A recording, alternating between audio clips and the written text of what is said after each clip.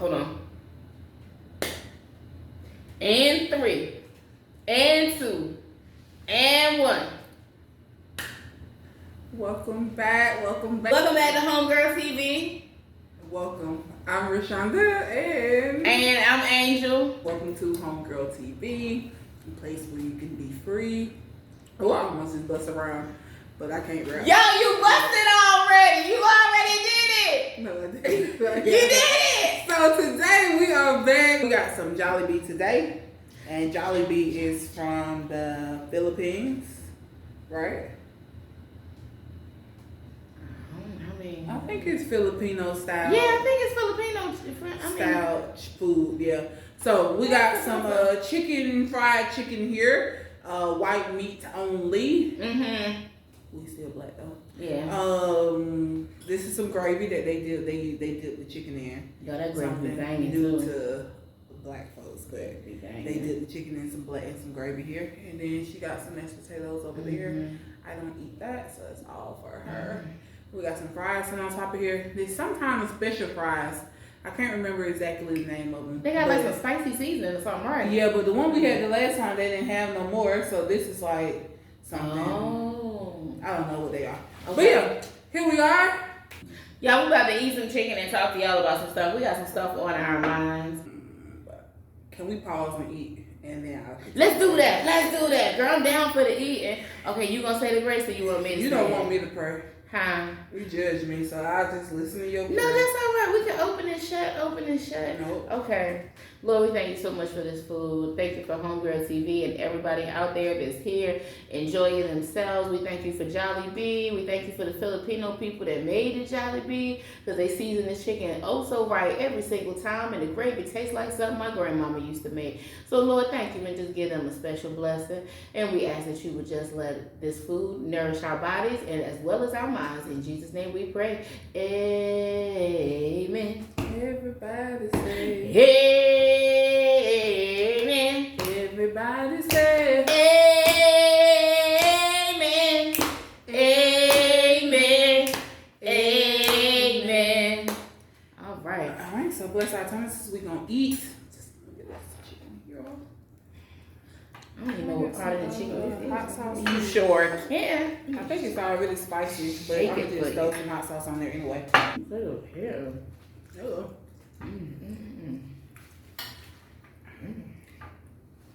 Girl. That ain't your kind of texture situation at all. So, girl. Sunday is the Lover's Day, y'all. How y'all celebrating Lover's Day? Let me tell you something. If you out there and you single, don't be thinking nothing about February 29th. Okay, you understand me? Because as long as you got yourself, you got somebody to love. Like, I know, like, some people, they get kind of like, they don't know whatever when it come around time. It ain't even that deep. You know what I'm saying? It's not. So do something for yourself, do something for your homegirl. Go hang out with one of your homegirls, one of your friends. You know what I'm saying? Maybe you a widow. Maybe you had a marriage that dissolved recently. Maybe you in a difficult spot right now. Whatever it is, you define what you want that day to mean. What you want that day to mean for you. You understand what I'm saying? I'm thinking of friends, like Valentine's is a whole situation. You know, sometimes people be like, "Oh, you just doing that to forget that you ain't got a man." Well, it could be that for some people, but it's still also a nice time to hang with your friends and be with your friends and do things with your friends. It's a real situation, just like Friendsgiving. Absolutely. It's a time, like, it doesn't just have to be, it's Valentine's Day, which is love in general. Not just for the love and the relationship and romance. Love yourself, like she said. Love on your friends. Hell, hang out with your parents. Exactly. Come on now. Like, my mama has always been my Valentine every single year. Come on now. I have, since I moved, she's kind of been slacking. So, Anita, if you hear this, it's been 6 years since you've gotten me a Valentine's gift, okay? I can't even move far enough to let me get back. But when I was around she would always make sure that she got me some candy. Something simple, like a candy and a card, but it was a good candy. The Russell Stover is the one that's more expensive, not the mixed one. The one with the clusters. Oh, not the clusters. Yeah, the clusters. Oh, wait now. Yeah. So shout out to you. Yeah. And then if you got kids, create that tradition for your kids. It's always, of course, important to be loved by someone or know that you love. So, do that. But hang out with your friends. Me, we were supposed to do a big Valentine situation, but hence COVID. So one of my friends, I had to send her situation. But then we went out, we had lunch, and we went to the nail salon. I'm just looking at my husband on February 14th, like,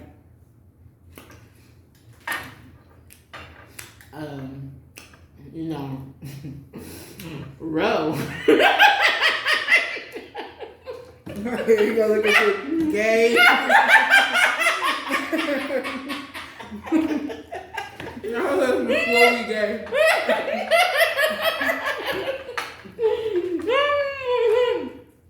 Because you showed out with Valentine. I was like, wait a minute. It was simple. Like we just went out and had lunch. And we came out though. Yeah. That was really it. Yeah. So I know COVID is around, so if y'all ain't got to do nothing extravagant, just love one another. So who's my friends? Like,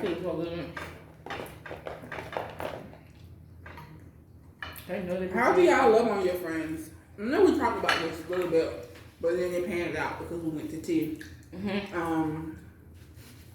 Do y'all think we should? We all know the 5 love languages. It's mostly about romance. But do you think it's equally as important, or should we love our friends in that same way? I think 5 love languages is about the way that humanity accepts and gives love. I think that people use it so much in a romantic sense that it has gotten overused in that sense. You can use the 5 love languages, like the 5 love languages is something you first need to explore within yourself. You need to know how you want love and how you also show love. And you also need to show you also need to understand the faulty ways in which people have shown love to you that you're not actually receptive to as well. Because it's ways that you might not know if you really, like I know like with gifts with me, like I like gifts and I know that, some people love to like give gifts, but it doesn't mean as much to me from a romantic sense as it does like from a friend. It doesn't, because my dad, when he was living, that was the way that he showed love, and he wasn't actually there. And then I realized that there was a value in him being there, and then like his words, like things that I wanted him to say to me that he never said, that caused me to kind of look at like gifts from men in a different way. And now I think like my husband has kind of shifted that idea, because like, there's been a lot more that come with gifts from him, like, commitment and, loyalty, things like that. But I think like what that made me think of is like when it's a romantic relationship, like I love gifts and that's nice, but I don't value it as much as from like one of my female friends or from someone that I'm not romantically involved with. So I think that, it's important to know your love language, but to also know, to have a connection. But I don't know if I want to say like have a connection with your love language, or have a connection enough with yourself to know why you feel the way that you do. Like for instance, like words of affirmation. Do I want words of affirmation from you because I haven't validated myself yet? Because if not, then you put undue pressure on your friends. And you waiting for them to tell you that you amazing when you ain't tell yourself that in the morning. And so then at the end, you end up being a terrible friend, because dang, they got to put out everything that there is within them to make you feel good throughout the day, and you never show up to make them feel good in the day. So you have to also know who you are and know what your love language is and the reason behind it. Like, I like words of affirmation because they encourage me and give me motivation. Okay, that's one thing. Not that they validate me and they make me feel like I'm worthy. Oh, if that's the case, then girl, you got to go back, sit back, burn some sage, and do a journal entry first. Get yourself together, because hold on now.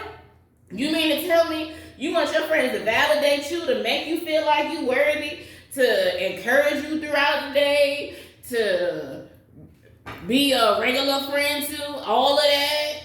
And if they mess up on one of those, then you probably will start thinking that, oh, they're not a good friend, when that's not necessarily the case. Maybe they didn't have that to give that day. And something as important as that, you got to know why you feel that way so that you can make sure you give back to your friends what you need to get back to them as well. Don't forget that. I feel like I said too much. Did I say too much? No, you didn't. That's good. I don't think it's far as so people don't talk about like touch and stuff like that, you know. Let me tell you something. Even things like that, when it comes to friendship, I think all of the 5 love languages is valid with friendship. When Ro greased my scalp, it takes me to a whole nother level of life. Okay? A whole nother level of life. I like when she greased my scalp. Okay? Now, we won't be sitting around snuggling necessarily. But she greased my scalp, and then she put rub the grease down in there. You know? Now this is one of the cases. This is one of the cases where I get it from a friend, and I get it in a romantic sense.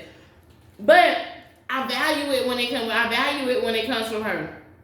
I like how I feel when she greases my scalp. So if it's something that is that's the way that your friend wants to show you love, or that's something that you appreciate, then you gotta you gotta be open to appreciating that. To open that as well. I don't think that any of the 5 love languages is closed off to friends. I feel like all of it is open to friends. Now, what I think does have to be the case is that there has to be a boundary with certain friends. Mm-hmm. Because like, you can't give me a gift in place of you like being loyal. Like, no, don't come showing up with no gift. And you know that whatever situation that was a true display of disloyalty or unloyalty? Disloyalty. Disloyalty. Mm-hmm. That ain't. Disloyal. Mm-mm. Don't be trying to grease my scalp. And you can. I don't know because that pretty much like that solves like everything in the world. Somebody can come grease your scalp. So yeah, I think that's important either way.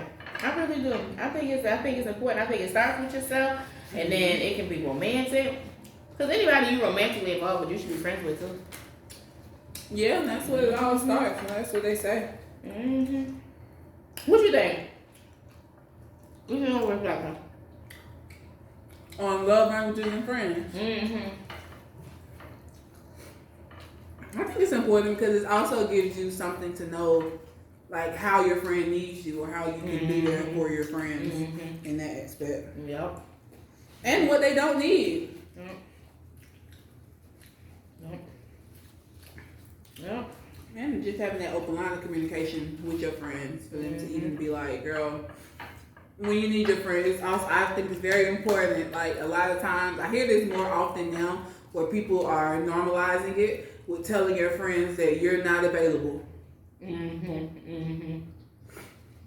Like if words of affirmation is their thing, but you can't give it to them right now, and that's okay. I think we need to remember that. How you voice that to somebody though? Like how you say that? You be like, somebody be like, "Ooh, I need you to." Like, how that go? Well, I think it's more like, say you messaged me one time and was like, "I need to come talk to you. Are you in the space?" Okay. Like, and it's up to the person to be honest about that as well, because you want to be there, but it's like, girl, you know what? Give me like an hour or give me a day. Yeah, I see what you're saying. Okay. Or tell her like, I mean, I can listen to you, but I can't give you nothing back right now. Cause I remember one time you even asked me. You said, "So what do you? What did you ask me? I think you said like, what do you what is it? What do you need advice from me, or do you just need me to listen? Something like that. You said to me. Mm-hmm. And it made me think about it. Like, what was my reason for even bringing this up? What do I need? Yeah, because you don't want to. Somebody might be just coming to you just to. They need a shoulder to lean on. I just need an ear to listen. I don't need you to try to offer me any lick of advice. I don't need you to do nothing. I just need to get this off of my chest, out in the atmosphere. So then maybe like voicing certain things make you aware, and you're talking through your own feelings. When you keep it in or just talking to yourself and internalizing it, you're not really going through it or understanding exactly what you need. And sometimes just getting it out in the open lets you think like, no, it wasn't really even that big of a deal. Like, I think I'm good now. Like, and then just be on with the day.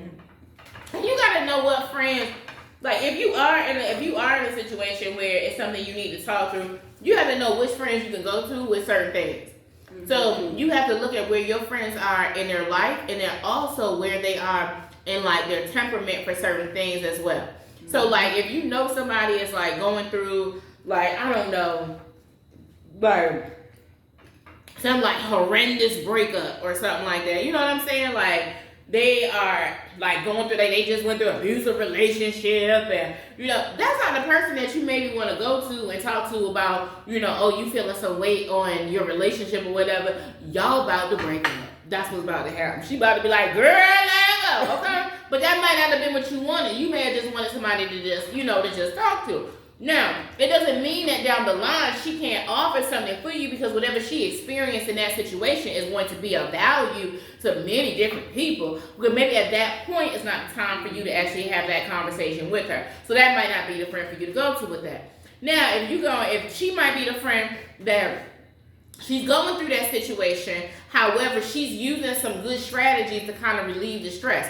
And you're going through a stressful day. And she might be like, girl, I got a bundle of sage and a yoga video. We could do that together. Okay, that might be the kind of conversation that you need to have with her. Like, how can I relieve my stress? Girl, I'm just trying to relax and just get my mind away. Maybe that's the space that you need to honor that she's in. And if she's in that space, don't think that all of a sudden, oh, she ain't a good friend, oh, she ain't trying to deal with me, or nothing like that. It's up to you as a friend to also realize where your friends are and to honor where they are enough that you don't try to give them more of what they don't need when they dealing with their own stuff over there. So you be supportive, but then on the other hand, you also make sure that it's like you're funneling yourself to the right place.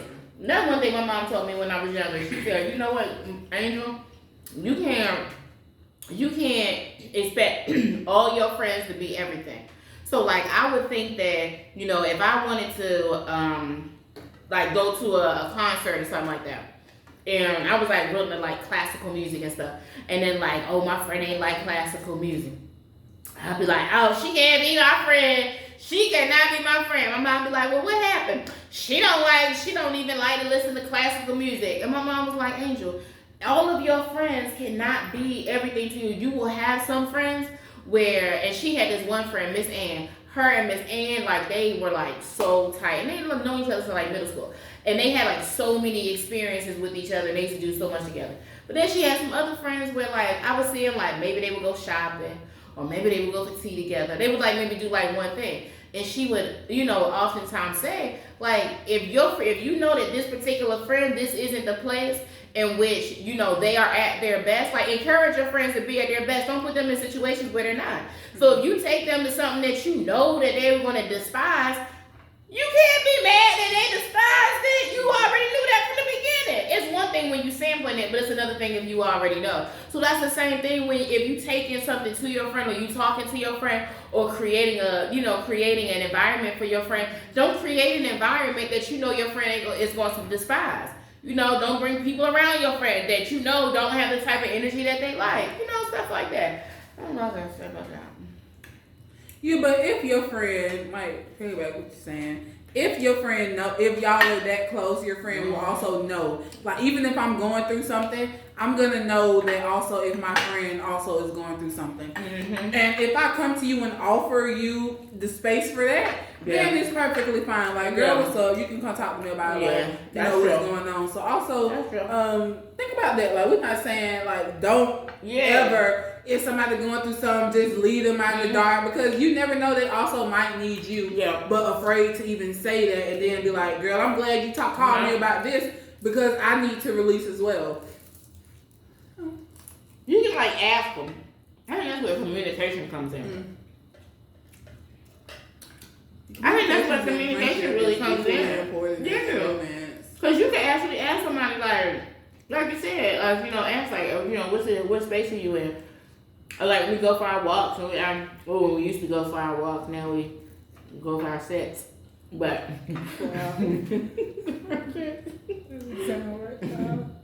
our sits. Which is not how you said sits at all. Chicken away. I get it later.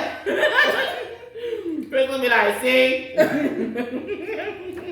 But yeah, sits. Yeah. We gotta say it right. It don't sound right with them. Our sits. There it is. Like, sit down. Okay.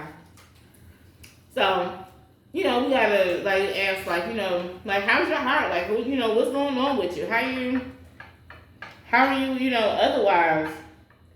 And like really seeing, like, really listen to the person and say. And like you said, like, you know if your friend lying as well when they talk about how they doing. And like, girl, I'm good. I ain't talk about that on camera.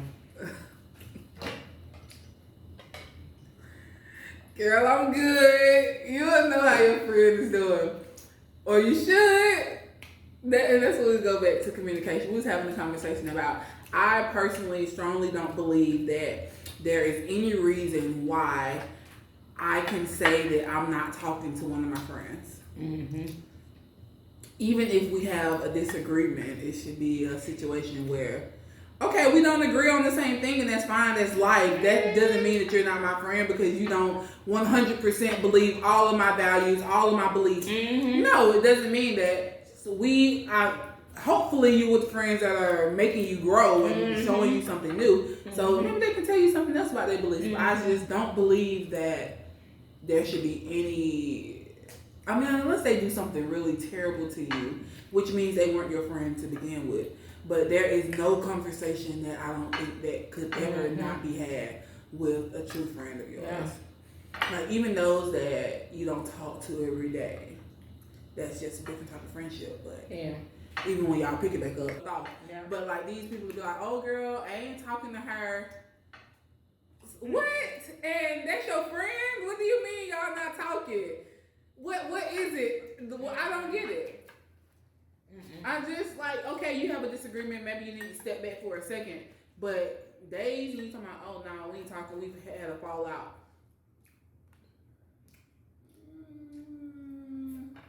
That means y'all gonna have another fallout. Y'all gonna keep falling out, but y'all gonna keep coming back together. I don't get it. Check your friends. Check your friends. But what makes a good friend? Is there I don't know if there is a particular thing that makes a good friend. I don't think it is. I mean, I think there's like basic principles like loyalty, you know, ability to communicate, but that might look different for different people.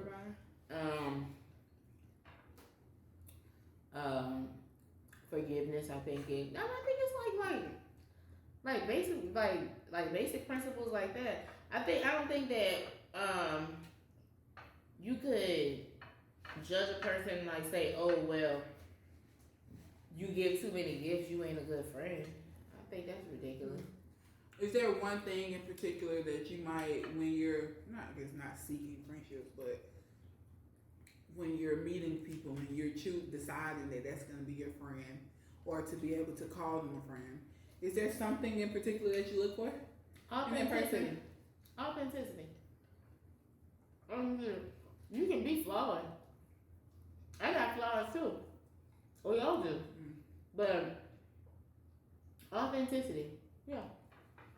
I think there's too many people out here that's trying to fit into a mold that I don't know who created this mold, but whoever it is, they need to go and throw the mold away. Because these folks are having a bend and break and try to get into these molds, and it's just making people get out here and be ridiculous and being unauthentic people and be ingenuine. What else?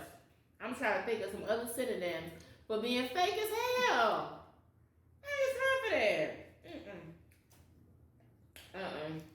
Like, and I think that also lends itself to, when you're authentic, then you can respect who I am authentically, because I don't have the energy to try to be anybody to be anybody else. Like I don't even have a reference point to. I don't even know who else I would be. So if you fake, then you can be looking for me to be fake. Now how I'm gonna be fake? Then that means I got to look to somebody else to be fake. Then I got to find a fake person. I got to do research and all of this just to be your friend. No, ma'am. But there is a difference in being fake and what's the word? Like being You talking about like cold shit? No, yeah. Like sometimes you. Girl, you don't cold shit with me. No, but like when you go out, when we in front of like our workers, you're not gonna be 100% the same person that you are outside of them. When we go out, I need to also know that you're not gonna be an a-hole if I take you around in certain environments. Well, you take so it's not. You taking it's not really about. I do like. What you mean? Okay, so if I say, "Hey, Angel, we going out with like when we went to a wedding," you know how to behave outside of your normal self, because otherwise you can invite somebody, they gonna go in there and be in them more than them true selves and just being like crazy and embarrassing, and this is not how you should act in this environment. So I think that code shifting doesn't have to be. It doesn't have to mean that you're not being your authentic self. Yeah, you're so down. Like I'm not like when y'all tried to give me a shot when I came down to your mom's house. I had to look at everybody else first, see if anybody else was gonna drink, because I didn't want my mama to find out. Because I think that all old school mamas is in a coalition together. And that it's like one of them see something, somebody do something, and then everybody else just knows. So I was like, I'm gonna see everybody else first do it, and then everybody else did. I was like, oh, okay. So that's like, okay, that's a part of code shifting. But that respect is also authentic. That's like being, you know what I'm saying? Being respectful. But like, yeah, and so that's the same thing. Like when we went to the wedding as well. Like I already knew. Like first of all, the wedding is from a different religion. It's a wedding. I've never been to this type of wedding before. So one thing that I was trained to do early on is when you go into an environment that you don't know and you're invited by someone else, you follow their lead. So that's what I did. I followed her lead. She had been there. She had been to those types of weddings before, and they were her peoples. So I followed her lead. Like what she did, I did. What she ate, I ate. Well, until she took the sweets out of my mouth. That's not what I ate. That part is a lie. Well, yeah, some stuff I don't eat, like Greek, like yogurt and stuff. But other than that, you know what I mean? I think even the dress. I think you even like told me like, oh, they be like real dressed up and stuff like that. So I knew we ain't about to. But there are some people like, ain't nobody gonna tell me that I can't do this because this is who I am. No, I think those are uncultivated people. I think that's a whole that's like another realm of. So who you are authentically should be a person of many levels. So you should be a person who has many layers to you. So I can be the person that, sit back on the floor and eat some chips and, talk about whatever and watch, gossip television and, whatever else on TV. Okay, that's fine too. But then I should also have a level to me where I can also sit at the table and drink tea with you and talk about CNN. And then I should also have a level to me where I can also talk about, you know, different like I can talk about cultural diversity and the impact of the diaspora on, you know, the world and things like that. Like I think that that's about developing as a person, and it's more about, you know, a level of maturity. People that think that other people are supposed to shift to who they are haven't developed a level of maturity to realize that they don't control other people. You can control your environment in the sense that you can decide whether to go or not. So if you know that environment is one that calls for you to be something that you don't think that you can be, or if it calls for a level of you that you haven't developed yet, then the best thing for you to do is not to go. Yeah. So if you want to go and if you want to go to a hood wedding and somebody invited you to go to a wedding that you know about to be a classy event, it's best for you to just stay home, because you would do more damage going there than you would actually stay at home. Like they might be like, well, why you just stay home? Well, that would be better than you going to an event and then like embarrassing the person that invited you. So I think that's about a level of maturity. Code shifting to me is about maturity. Now, I think that when you talk about code shifting in the sense of black people, you know, making environments comfortable for, you know, people of how I say this best way, of other racial ethnicities. I'm gonna say that. That's how I'm gonna say it. Of racial ethnicities, but like you coming into my environment and I gotta make it comfortable for you. Yeah. No, but no. Don't come to the tailgate looking for apples in the potato salad. No. Okay? If the chicken drop on the ground and we pick it up, put it back on the grill, don't go acting funky. Put some barbecue sauce on it and eat it. So, So I feel like that is another story than, you know, like your friend invited you to some place or you going around, you know, some different people. And like even when I've been around, like, you know, other of your friends that I met for the first time, like I kind of, you know, like was quiet for a few seconds. Lie. I said seconds, girl, not minutes. Seconds. What? I had to come in the door. Whatever it is, you lying, because it never happened. When I came in the door. Oh, okay. Because I had to see the person. And I saw the person. And I was like, okay. I was classy. And you came in my house the first time loud as... I did. This was me. I'm positive it was you. I was loud the first time I came to your house. Yeah. Y'all, I got a problem. I gotta find me a softer me. I'm gonna find me a softer me. Lies. You gotta be you. People love you. I left her back at elementary school. Oh, okay. Love you the way you are. So y'all, if y'all don't do nothing else this weekend, love or around this time, anytime, love on your friends. I am a big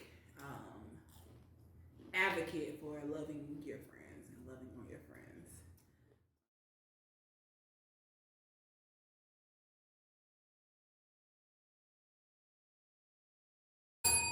Hold on, wait a minute. I gotta let folks invite it. There it is there.